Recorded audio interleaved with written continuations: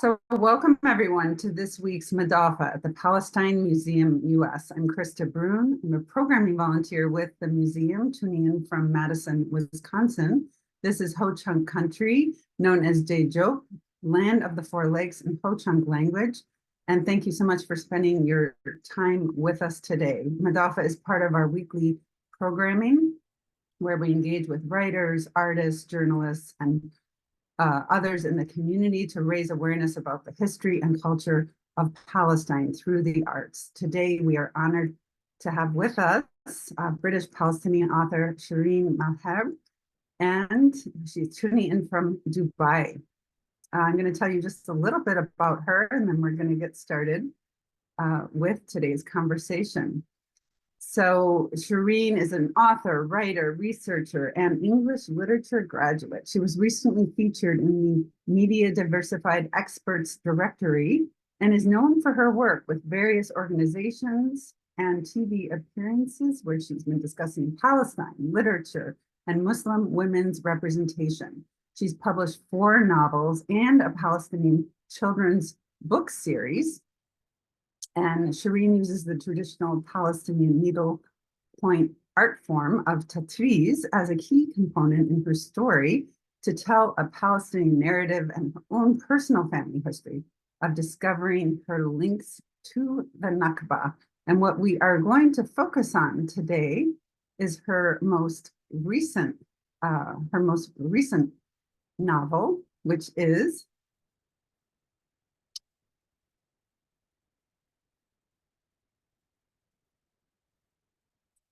forgive me for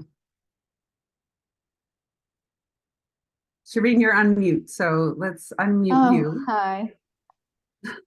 Yassini Girls is the newest one, but you might not find it because it's not actually out yet. That's why. So no, it's July. yes, I'm so sorry. So her most recent novel is Yassini Girls, and she's written a number of other works. Her debut novel was Yasmin Falling, and then she wrote The Tower. Her children's books are The Girl Who Slept Under the Moon and The Girl Who Stitched the Stars. And her third novel is The Land Beneath the Light. And of course, today we're talking about Yassini Girls. Without further ado, welcome Shereen to the Palestine Museum. Thank you, Krista. Salam alaikum. Walaikum salam. And thank you both for having me. Thank you, Krista. Thank you, Faisal, and for everyone joining. It's great to be here with you all and talking about Palestine at this really difficult time. So it's really great to see so many of you here, giving up your time on a Sunday to speak about this. So thank you. Well, I think we're so honored to have you because your novel is not even coming out until July, but we have a chance to get a preview. We will, of course, hear from you today. You'll be able to read some excerpts from that. But I think it'd be wonderful to start off just by having you tell us how you came to be a novelist and a storyteller, and how did you arrive at that role in your life? Give us a sense of your history and how you came to be a writer.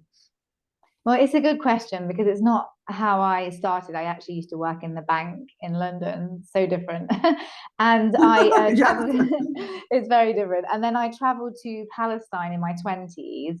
I did have some childhood trips when I was young. But then in my 20s, I went and spent a lot of time there, staying in my family's house in Ariha, which is Jericho. And it just sort of opened up this entirely different world that I'd never seen before. And as I was walking through the streets in Jericho, I saw a tourist bus pull up, and lots of European tourists came off, took a photo of a tree that Isa alayhi salam was supposed to have sat under, piled back on the bus, and drove off. And it just had me thinking that even people blessed enough to visit Palestine don't actually get to see the real Palestine. And there I was living with my family in their house. And, you just see a Palestine that I hadn't really seen as clearly, and people that visit, I felt, didn't get to see it. And that sort of was the catalyst for my first novel, Jasmine Falling, which was about a British girl's journey to her homeland to really discover her place both in Palestine and the world.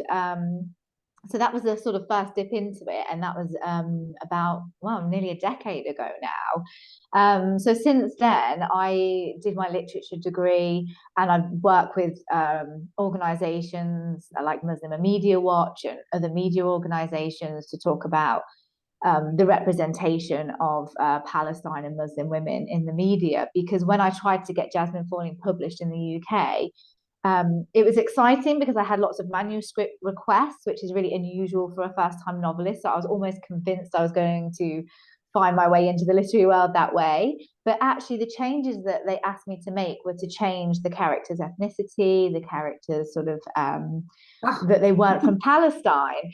And obviously, that's the whole point of the story. And for my cousins and my family that live there, they have the same feelings as my friends in the UK. There's no difference. So to me, it was just this sudden eye opener into how the West frames the East, and that continues to be a problem, as we've seen throughout the last few decades. So from that, I sort of used that as a point to continue my work telling, especially Palestinian or migrant narratives, which show a more authentic view that may be outside of typical stereotypes that you would normally read in books, which is still actually prevalent to today. Yeah, no kidding. Well, that's, I don't know if I want to say shocking and maybe also not surprising to have you as a Palestinian who was raised in the UK, who is also a Muslim woman, to be asked to essentially suppress those very identities through which your storytelling is on which your storytelling is shedding light. And of course, that's the story of Palestinian lives, right? To be denied their identity, to their connection to place.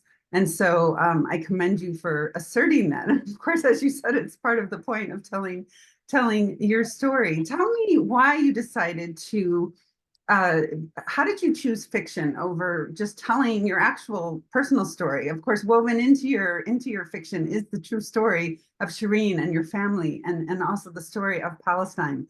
So, how did you arrive at embracing fiction in order to do your craft? It's a great quick question, because I have done media before. I have done essays. I have dabbled into it. I did even do work experience as journalist when I was really young, but it wasn't for me. So the journalists that are doing the jobs now, like in Gaza and Palestine, it's an incredibly difficult job.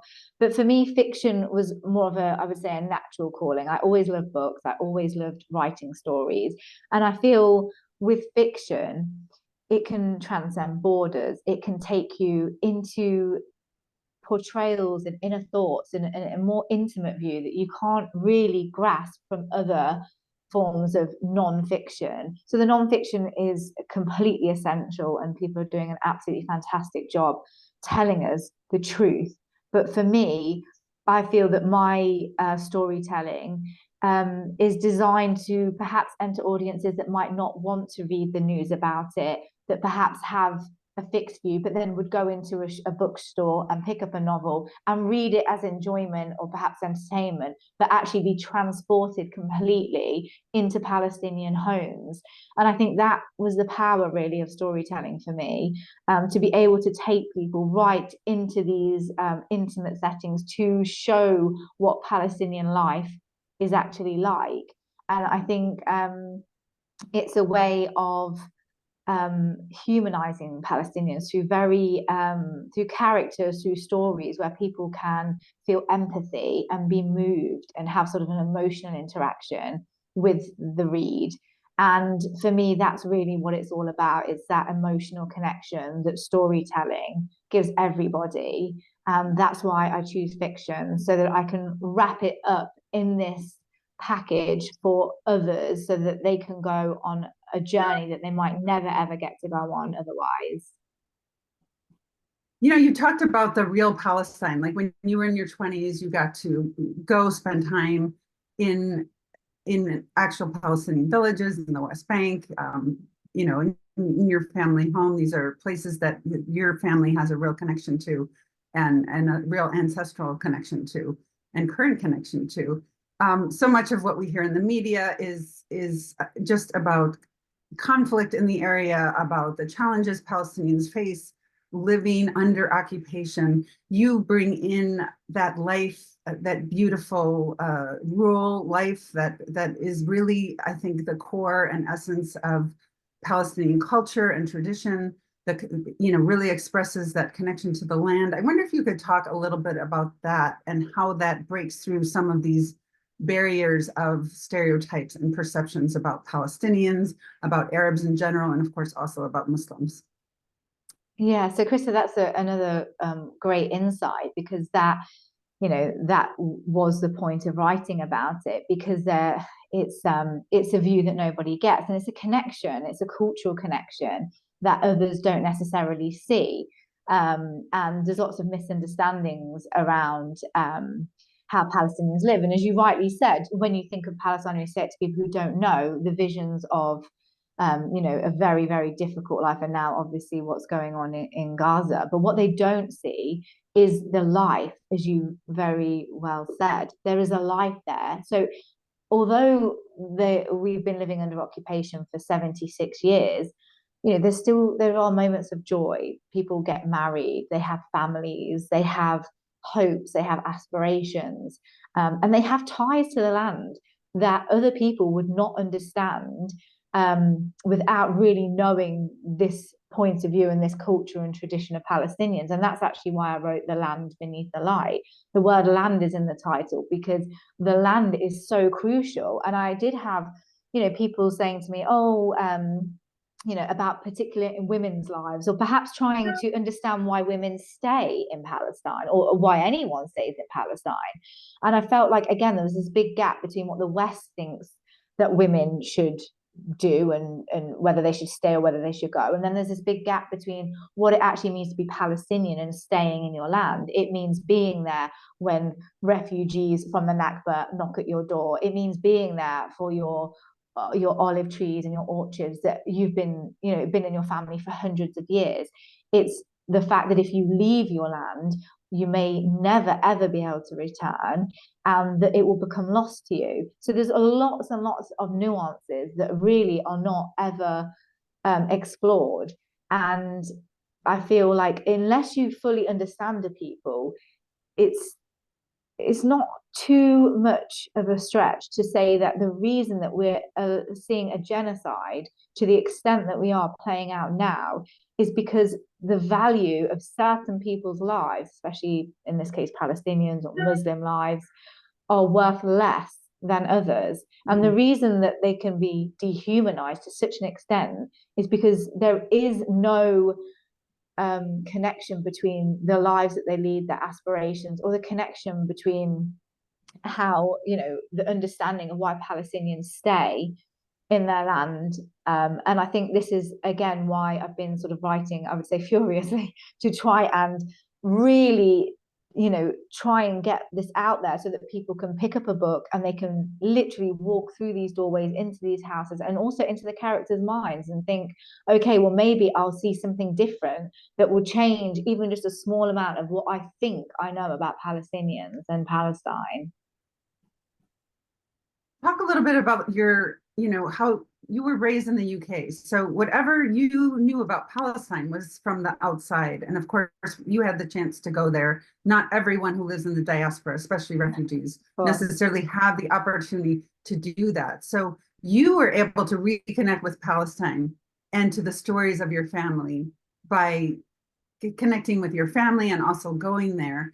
But you also, as a writer, are giving people that connection through story. So I wonder if you could talk about those two levels of connecting to Palestine and turning that around to share with the general public, to as you said, humanize the Palestinians, and help everyone realize that we are all people who want to live with dignity. Yeah, and this is as you said when you were for your crossing borders, it's about dignity. It's about the shared human connection.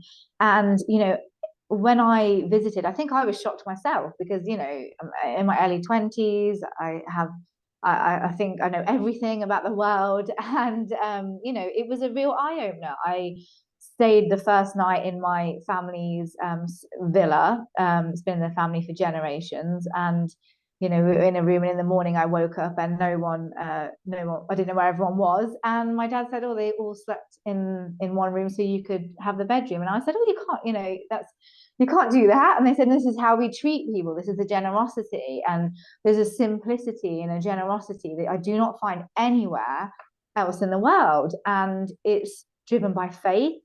It's driven by, it's driven by how they treat people.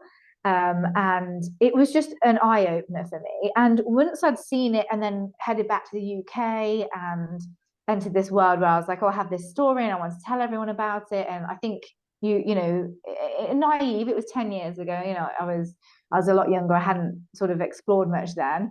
And then to get the responses that I had, which were to completely change the view and the lens on Palestine, was really problematic because if we constantly reinforce stereotypes, one of the comments from the agents was, our audience is not ready for this.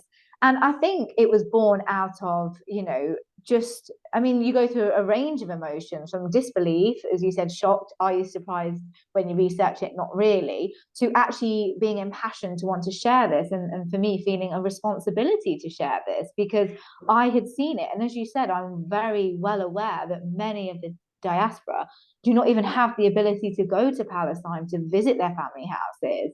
So for me, it's whatever it was I captured, I feel like I have a responsibility to share that with others because I've been given this opportunity that many haven't. Yeah, and it's just so powerful. I want to ask you one thing specific about Yassini Girls, because it is in Yassini Girls that you weave in, no pun intended or intended. I'm actually wearing a tatriz dress. If you all can see this, it's a traditional Palestinian tatriz dress that was a gift from one of my sisters-in-laws in Palestine. And I wonder if you could talk about how you wove this very important symbol of Palestinian culture into your storytelling and why it's important to do that. And then I'd like you to read something from your incredible new novel. Okay, well, tatriz, as the audience may or may not be aware, is the embroidery that is native to Palestine, and it has just been listed, a couple of years ago, as a UNESCO listed heritage for preserving Palestinian culture. And for me, it was, without giving too much away, it's part of the language, and especially the women's language in Palestine. And when my tata, so that's my grandmother, when she passed away a few years ago, I found out that she wasn't actually from Ariha, where I believe she was from. She was actually from Deir Yassin. And that was a big shock for me because obviously we know about Deir Yassin's history. I touched upon it in Jasmine Falling, and the Nakba runs as a thread through all of my books. But then I learned that personally, she didn't go to school and she didn't learn how to read or write because she became a carer for her mother, because it became very difficult for her to care once she had witnessed and survived the 1948 Nakba in Deir Yassin. And so there was this part of me that felt that language was in the way. I don't speak Arabic very well. I felt like I didn't know a very important story. And tatriz was the link. It's a language between women. When I did a tatriz course with tatrizandtea.com, a brilliant organization set up by Wafa Ghanem, and we spoke about, the course was on Palestinian symbolism through tatriz. And when I learned what kind of messages and symbols were stitched into the very thousands of Palestinian women, it became more and more clear that this was a very symbolic language that can be shared between Palestinian women through where they're from, what designs they make are linked to the regions that they're from. The designs represent the land that they grow up around, because again, the land in Palestine is very diverse. You have oranges grown in Jaffa, you have the in Betin, you have sumac and the figs. In Deir Yassin, you have the almonds. So every single symbol on that dress can really pinpoint so much by a by the two trees. So for me, it was a really important language to weave in to the story. Yeah, well, I thank you for sharing about your grandmother. For those who don't know, of course, Deir Yassin was a Palestinian village that was attacked and destroyed. There was a massacre committed there on April 9th, 1948, before the state of Israel was actually founded, during this period when so many Palestinians were driven out of their homes and off their land. And just hearing about Deir Yassin just evoked fright in so many people, and they fled. And of course, other people were literally driven out by military campaigns from these early Zionist militias. So Deir Yassin is part of the fabric of Palestinian history of loss and dispossession from the Nakba. And of course, now we are witnessing the ongoing Nakba, which is something you also address, I think, in your work. So how about we get into your words as a novelist? Share a passage that you feel would really that you would like to share with our audience. Okay, just before I go on, I'd just like to say that historian Umar al-Ghabari actually discovered my family's history. I'll put a post on my website after where you can get all his details, but he's a Palestinian educator and historian, and he did some great work on the Nakba. And for anyone who wants resources on the Nakba, yeah, I'll link to that as well. But this is Yassini girls. So for those that may link the name, Deir Yassin. So Yassini is like belonging to. So Yassini girls is why the novel is entitled that. And it begins with a quote from Brahim Nasrallah, the Palestinian Prize Foundation laureate, who I interviewed last year. And he said, he's a Palestinian writer, very renowned. And he says, our writing is intended for us to own our stories, because if we do not write our story, it becomes the property of our enemies. And that's how I begin the novel. Now, the novel is written in two narratives, one from Layla, which is loosely based on me, and one from Fatima, which is loosely based on the survivor who I met. So I was on the BBC history documentary, The Holy Land in Us, and they took me on a journey in Palestine for 5 days to discover exactly what happened to my family in 1948. And Yassini Girls is my exploration of this.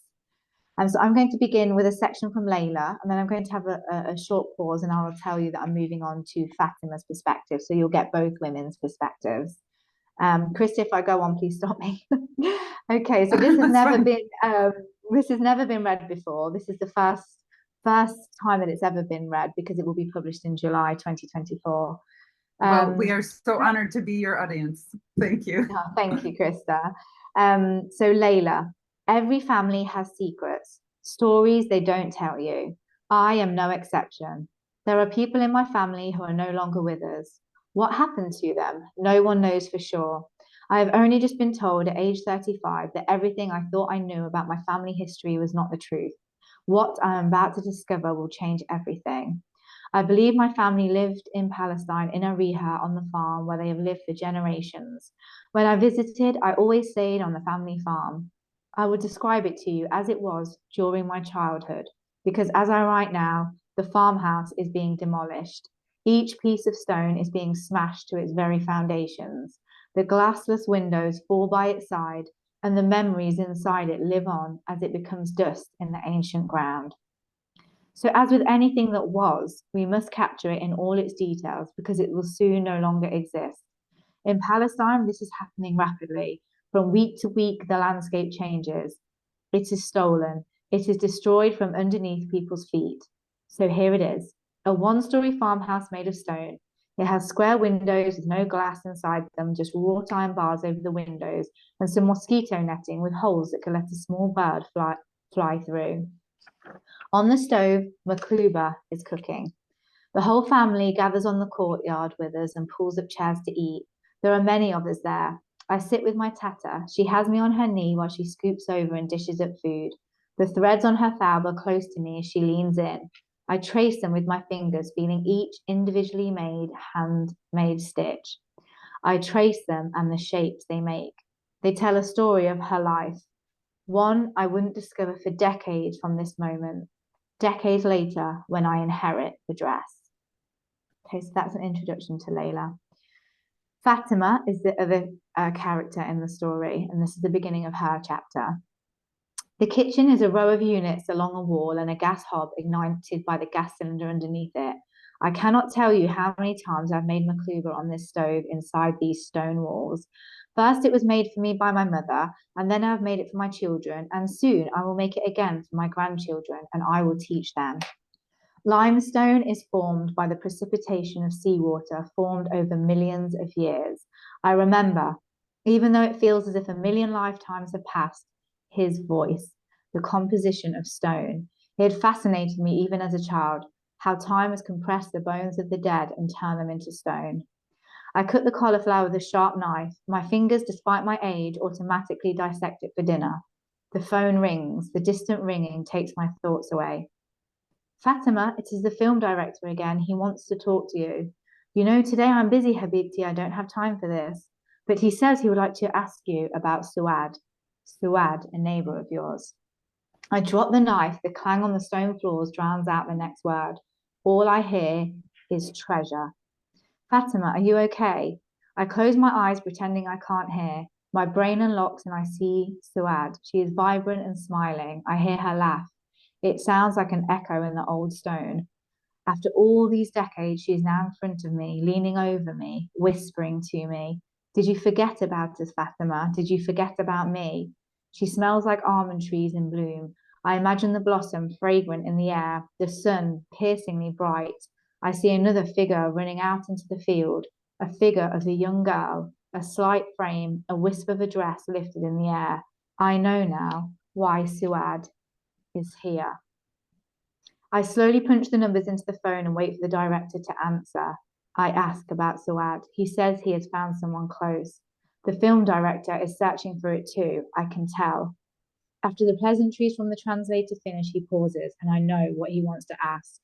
There is a rumor of treasure buried, and I'm told you know where it is. Is that true? Their hunt for treasure makes a small fire burn in the pit of my stomach. We had treasure once, in rolling fields and endless fruit trees, in golden sunshine in a hilltop village overlooking the city. We had treasure once when we were a happy family living together with the wonders of childhood and life dancing in front of our youthful eyes. In the wealth Baba built with his own two hands, carving the million-year-old stone out of the earth, in an abundance of food, in a heart innocent of pain. But I don't say any of this. I know what they mean about treasure, but they search for such futile things that I will never tell them the whole truth. Listen to the story it is telling us in the stitches in our clothes, in those that survive in the history beneath our feet, above our heads, carved into this ancient city that is being built of my father's stone. Then you ask me to trust you with a treasure I have guarded for my entire life. You ask too much. You take too much. Wow. You know, talk about just evoking that ancient Palestinian presence, the connection to the land, the presence of bones and the stones. And these are all just really evocative imagery that, as I see you say, you know, you can really run with fiction to bring truth and reality into such an eloquent prose that I think, as you said, just really creates an emotional connection to not only the story, but the people that you're writing about. So thank you for sharing those two incredible introductory passages of Yassini Girls, which is your most recent novel that will be released in July. So stay tuned for that. I'm sure we will all want to get our hands on a copy. You know, you said how important the story of the Nakba is to what you're writing. And, you know, we've just passed the 76th commemoration of the Nakba on May 15th, just this past week. And we also, as Palestinians, speak of the ongoing Nakba right up to the current genocide in Gaza, the ongoing ethnic cleansing and dispossession of Palestinians from their land, the control of people's lives and livelihood. Your writing reminds us that we are talking about people's lives and livelihood, their past and present connection to the land and the beauty of the land, the almond blossoms, you know, all those scents and sounds that are part of what Palestinians call back home. And I wonder if you could just talk about how your encounter, your reconnection with Palestine in a physical way when you actually traveled there, how those scents and sounds and stories seeped into you and really set the foundation for what was to come with what you ended up writing. Yeah, sure. I think that's one of the things that all of my novels will do. They will take you completely into that detail because it's part of understanding the land and Palestine and what it means to people, and also for myself, to be lost in my novels. Sitting there when I wrote these books, either in the UK or here, it transports me absolutely and completely. And for those moments, I am there. I am in the streets roaming. I'm in Bettine in the north. I'm in Jericho where it's hot and balmy in the summer, and it's just this complete transportation back to Palestine. And I think that is an essential part for both the diaspora, and for wanting to continue that connection, and also because there's a real sense of urgency with the fact that the land is being stolen and being destroyed. And I have children, and I don't know what Palestine they will get to see when they visit. The last time they went was 4 years ago, and already it's changed massively. So for me, there's this urgency every time I go back to completely capture it, through every possible sense. There's also as you said, it's a link to the Palestinians' livelihood, the land itself, but also the stonemasonry, which is why there's a lot of references to stone, which will become apparent throughout the novel. And that's because a historian, Umar al-Ghabari on the BBC, when this wasn't actually captured on the documentary, there was so much, because a documentary was about 10 minutes airing. What is behind there is so much more that I wanted to tell people. And one of those stories is that my family in Deir Yassin actually owned the stone cutting factory there, and they were stonemasons. And the limestone from Deir Yassin quarry is what builds Jerusalem and what builds the city. Mm-hmm. And so there's this real connection with the fact that they lost not only their lives, their livelihood, but everything they knew, yet the stone is still being cut by Palestinian stonemasons. It's still building the occupation. So as you said, it's very much part of my family's history that they were stonemasons, and they were very wealthy stonemasons, and they built the city. So then you have their lives taken, you have them killed, or you have them relocated. Some of my family now are stonemasons in the West Bank. But this stone still builds this ongoing occupation. So it is literally part of our past, our present, and it's constructing the future. So that was a really important element for me as well, because again, we're hearing a narrative that it's the current Nakba started on October the 7th. So, there's a lot of education that needs to come around the last 76 years, and this is all part of it. And so I think, those elements are incredibly important. But my difficulty with Yassini Girls was taking something historical and making it feel immediate and have a sense of urgency, to make it have an impact on both current and future generations. And for me, this was to write it in present tense and first person. So it's not like these survivors. I'll call her Fatima for the book. She agreed to do the BBC because she knows my family. And she has so much history and so many stories to tell, and her strength and resilience is so strong. And these are stories that people never ever get to see or be shared. So for me, every single ounce of it that I experience, I then change into novels so that others can as well. Yeah, you know, part of what the early Zionists and the founding of the state of Israel assumed was that somehow Palestinians who were dispossessed of their homeland would just forget.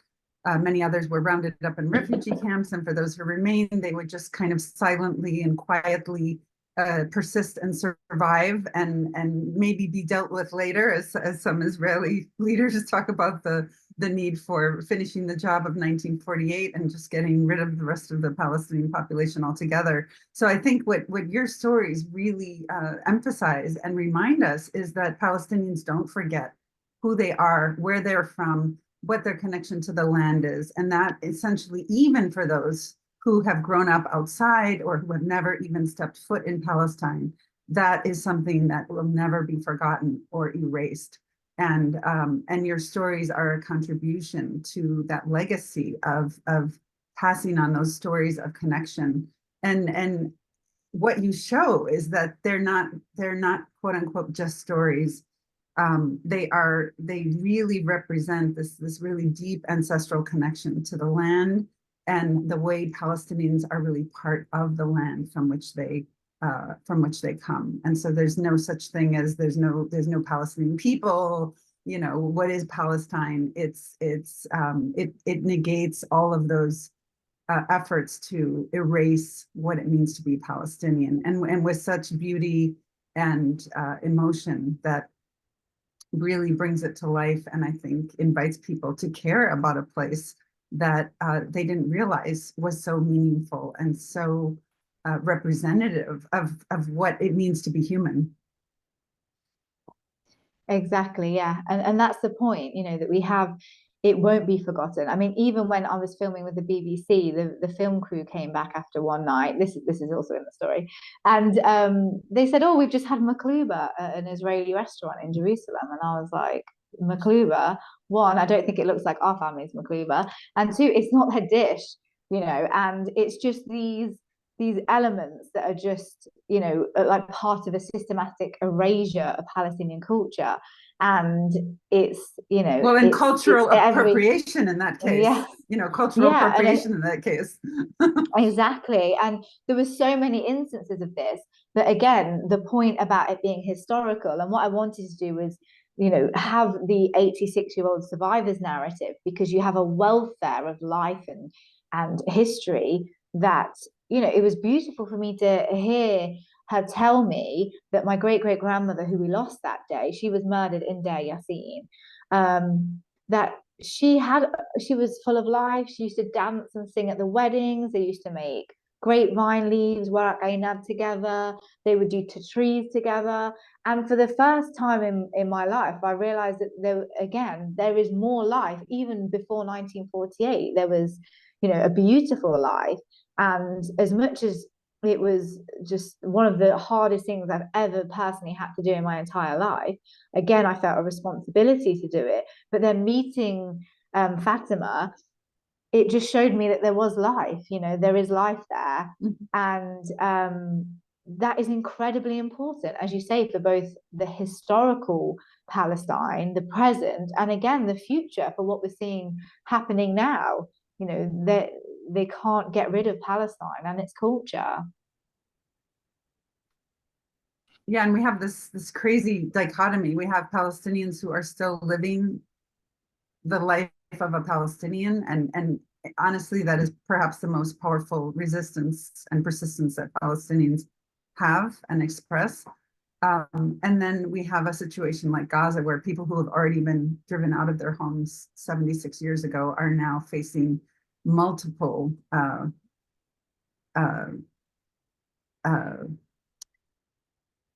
displacements within the territory that was cordoned off as this ridiculous outdoor prison that we're witnessing these days. So it's an important reminder that life persists in Palestine. There are plenty of merchants and doctors and lawyers and teachers and farmers, and there's a vibrant community and economy in spite of the occupation, and that it's miraculous actually what Palestinians can do under these circumstances and imagine.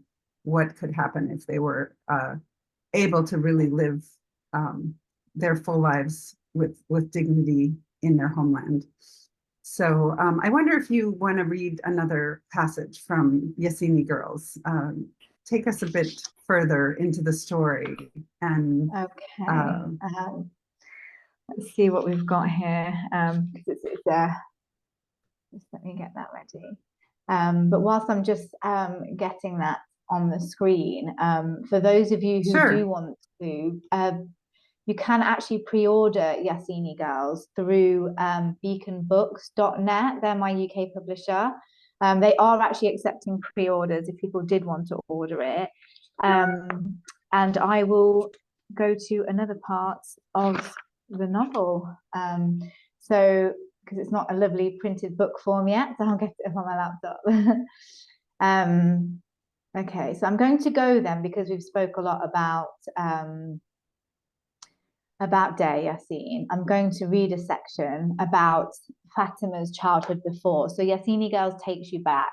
So Fatima says, when she asks about the story and the treasure and the director, she says, but I am using this as my opportunity. Well, why wouldn't I? I'm one of the last survivors, and I know there is not many else they can ask.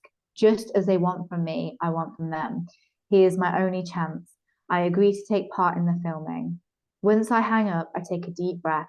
I am about to open up a part of me I've kept buried, and why now? For her. It is for her and the peace of my soul, and I do feel differently now. I feel like I have had many lifetimes. 1940s was a lifetime, and each decade that has passed from there. I can separate it, and why now? Because my memory becomes a short loop. My days are shortening. They consist of prayers, sustenance, and sleep.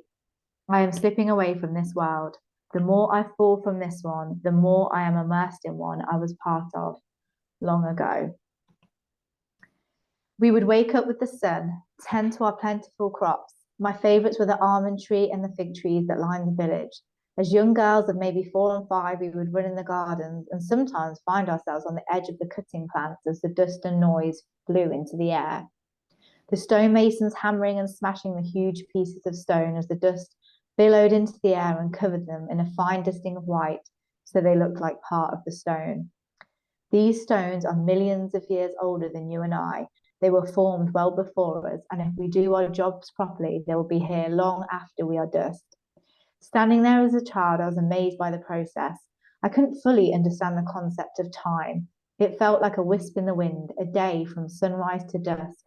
The longest time I had ever passed was waiting for my father to come home after a day at work. Those hours stretched before me, and he was all I waited for. I felt like it was the same for my mother too. She busied herself in the day making our home and tending to us all, a cut knee, a thorn from the shrubs, a never-ending appetite, playtime, and stitching tiny fowls for our dolls that had been bought in Jerusalem. But when he came home with my brothers and the family were together, dinner was served as dusk fell on our village, and it was the centre of my world. There was nothing in it I ever wanted except this, and my heart was full. I know that now, but I didn't know how blessed we were to have that then. If I did, despite being a young child, I would have savoured it more. I would have told them how they made me feel every single day. I would have told my brothers I was proud of how they were growing up. I would have been kinder to my sister. I would have helped my mother each and every single time she asked me, but we didn't know what was coming. How could we? In my darkest nightmares, I couldn't have predicted how my life would change, and I was too young to know what happiness was. I thought how we lived was just life, and I was too young to know how much I loved them. They were just constant there, home. Sometimes when I wake up fresh from sleep, I see it still as though time has stood still. I am a girl. The gentle breeze lifts my hair. The air smells of figs. The stone is warm from the sun. I hear my sister laughing. I hear my mother in the kitchen. I am back there that day. She is smiling while she is making maklouba in her kitchen, waiting for my father to come back from Friday prayers. I wanted to believe that something that morning was off, something in the air, in the way the birds sang, in the way the earth moved below my feet, that there was a warning of what horror was about to befall. But there was nothing except for the warm spring sun, the smell of ripening fruit, the innocent play of children. I hear them now outside of my window. I hear voices of children playing. Their voices reverberate off the stone alleyways throughout the souk outside my window and echo into my living room. It makes it come alive. I use my stick and very slowly step down the stone steps and out into the souk. The children are playing and buying falafel from the stall. I wander slowly around the streets just outside. I don't get very far. Even before walking was this difficult, I didn't go very far. Deir Yassin is just outside the city. Sometimes I think if I look up, I will see the houses and almond trees on top of the hills. I have never been back. They used to ask me sometimes if I wanted to, if it would help in some way, but I have never wanted to. I am interrupted by a group of children darting in front of me. There is a crowd of them, but as they disappear around the corner, I see a familiar figure. A young girl, but with hair the same colour as dark honey. It falls to her waist over a dress I have seen before. She doesn't turn around. Lulu. It is as though my sister is here, so I call her name out loud. Lulu, is that you? I am disorientated. Of course it wasn't her. What a fool I look. I have wondered again. This time I am down a side street outside an old stone mansion. They brought them here, you see. Wow. You know, this just you walking us through the village reminds me of when I went with a group of people from the village of Yalo, which is one of the villages that was destroyed in 1967 when Israel took over the rest of the West Bank and also part of this area, not far from Jerusalem, that is now Canada Park. And the women would walk through the destroyed village and would basically know exactly where people lived and what they used to do, and recognized the trees and knew who had tended to them, and so you really bring that place that actually currently is destroyed back to life. You remind people that it was a center of life, a center of living, and as you said, famous Deir Yassin for its quarries, for its stone, and when Palestinians cover their house with stone after they've built it from concrete now, in the old days they were all stone, they say that labis hajar, they dress it with stone. And so that's like the final touch of a home, is to cover it with a gorgeous stone that just illuminates in the sun. So it really evokes all of that that history and that the very realness of what remains real and alive in the minds of Palestinians who have lost their homes. That's the truth. It's people say, oh, it's history, and actually when I filmed the documentary, I did think to myself, I know what they're going to tell me might not be good, and I thought, I'm not going to cry because it was 75 years ago, but it doesn't work like that. I did cry and it's just incredibly hard to, you can't separate it. And I met Fatima, and it's not history to her, it's her entire life. When she walks down the street or doesn't return to Deir Yassin, which none of my family have ever been allowed to do, this is her present, this is her lived reality. And what I wanted Yassini girls to do was to be that bridge. This is not a historical novel about something awful that happened in 1948. This is someone living this every single day, waking up and being, living and having life. And she got married and she has lots of children, lots of grandchildren, and one of them has met President Obama. There's so many stories in this family. But there's a history that is not, yes, it's history in the sense that it happened 76 years ago, but it's their lives, and it's part of their children's lives, and it's part of my life, and it's part of my children's lives. And really, I wanted Yassini girls to be that call to action for that preservation, and that, knowing your history and using it so you can preserve the future. What we're talking about is something very critical, that's very now, that's happening in Gaza as we see. And I think for all of us, it's the voices we want to get out there. And as Michael Jabarine said in Your Foreigners in Their Homeland, the wonderful exhibition in Venice, he was on Zoom, I read in the Marquez review, and he said, by presenting Palestinian art and stories, I hope they get stuck in your head and remain for a long time. And this is the point about why art, why writing, why novels, why books, why many, many different ways, because there aren't enough at the moment. There aren't enough telling us so that Palestine gets stuck in your head, to use his words, and remain for a very long time. I'm going to put a link to that, our current exhibit in Venice, for those of you who are able to travel there, what you just mentioned. But I think, what you're alluding to is really so critically important. And this is something that came up this week with Israeli historian Ilan Pappé. He said, Palestinians they love their lives, their land, and there's this whole merchant society and farming society that existed, and of course to still exists to this day, but never knowing that in the background of this life that people cherish and love and to this day still want to live and reclaim is that those geopolitical forces of colonial powers that were plotting to reconfigure Palestine into the state of Israel, into a Jewish homeland, and completely dispossess the native population from their land. So, you are evoking those stories and that desire to live and live with dignity, and illustrating how beautiful life was and remains in spite of the restrictions on life and livelihood that Palestinians face today. So it really does bridge that beautifully. Yeah, it's the bridge, it's exactly what it is. And it's what I find is a huge misunderstanding when I'm talking to people in the UK.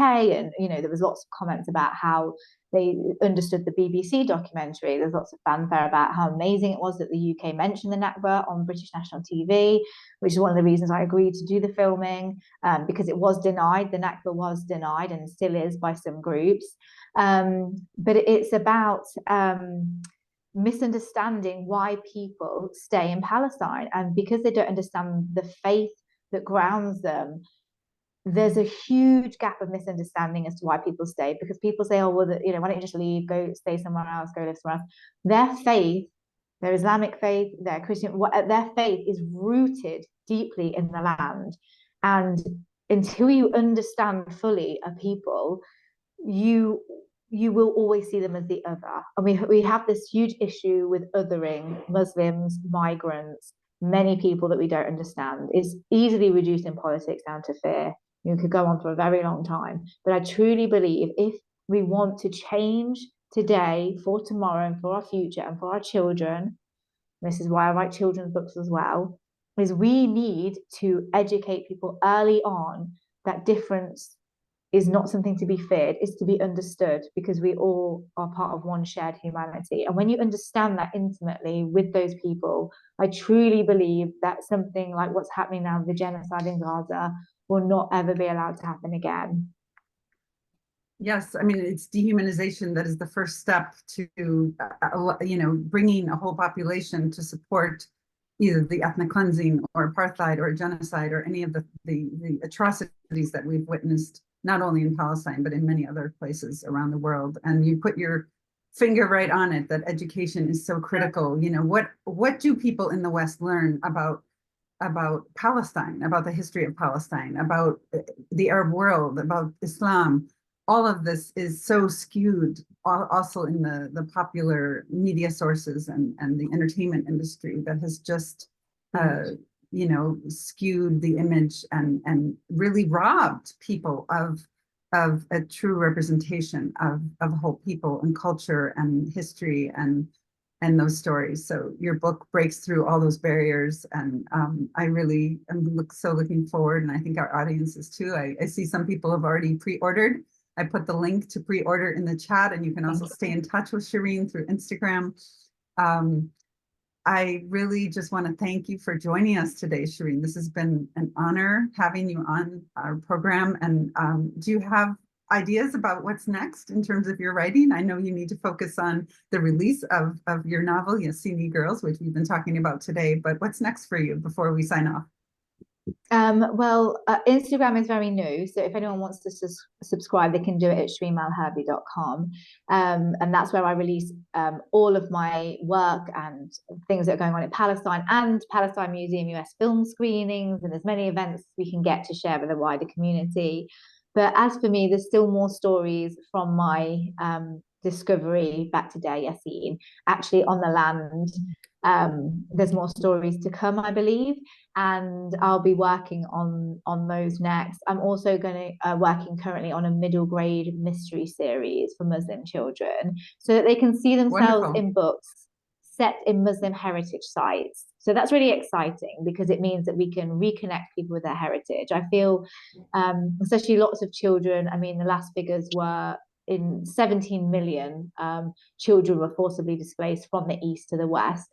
And what I would like to do is take those children on a journey where they can celebrate their heritage, hold on to their roots whilst having a strong future. So I'll be doing a middle grade mystery series next to get them excited about their Muslim heritage and taking them on some adventure stories along the way. Well, and I think you modeled that beautifully in your own life. Yes, Faisal. Hello, welcome back. Hi, I just want everybody to know I have been listening all along to this. I just didn't want to have my picture here getting people dizzy watching it, driving. And Shereen, this has been an incredible session. You know, your work and how you brought in the Palestinian heritage and the Tatrees and all that pulled together. I had no idea the Yassini meant their Yassini girls. And now that I know that, it puts it in a whole different perspective. And we are planning an exhibit in London in September, I believe. And I want to talk to you offline, of course, how we can incorporate this theme and the subject in the exhibit that we're planning there for September. So wow, that would be amazing. Yeah, thank you so much for coming on the program with us and sharing with us this novel. You know, I wish we could have had you read the whole thing. Oh, thank you. that won't work for the publishing company, I'm sure. But yeah, well, thank you, Faisal. I'm hoping people will go and order copies, and a recording of this conversation is being made, and I will place it on our YouTube channel for Monday, and our next mailing will reference that recording and invite people who did not attend to listen to it and enjoy this conversation we've had today. Thank you so much. Well, thank you, Faisal. Thank you for inviting me and for all the work you're doing with Palestinian artists and how hard you work to get the Venice exhibition up and running, and for using emerging and established artists.